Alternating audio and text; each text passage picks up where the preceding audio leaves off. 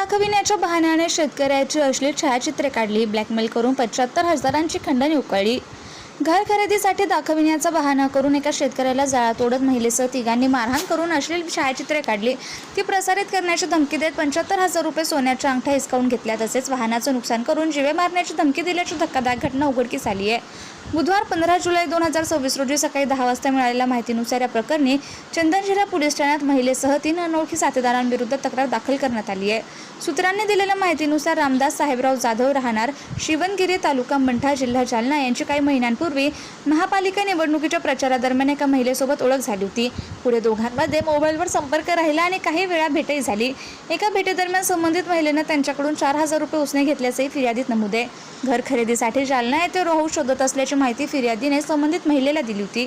त्यानुसार 2 जून रोजी 2026 महिलेनं स्वतः राहत असलेलं घर विक्रीस असल्याचं सांगून फिर्यादीला जालन्यात बोलावलं।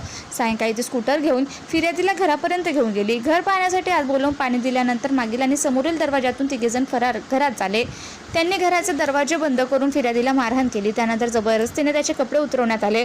संबंधित महिलेने हे कपडे काढून अश्लील अवस्थेतील छायाचित्रे काढली। ही छायाचित्रे प्रसारित करून बदनामी करण्याची धमकी देत आरोपींनी पैशाची मागणी केली। भीतीपोटी फिर्यादीने खिशातील 25,000 रुपये, वाहनातील 50,000 रुपये तसेच हातातील अंदाजे 2 तोळे वजनाच्या 3 सोन्याच्या अंगठ्या आरोपींना दिल्या। यावरही आरोपींचं समाधान न झाल्याने त्यांनी आणखी पैशाची मागणी केली।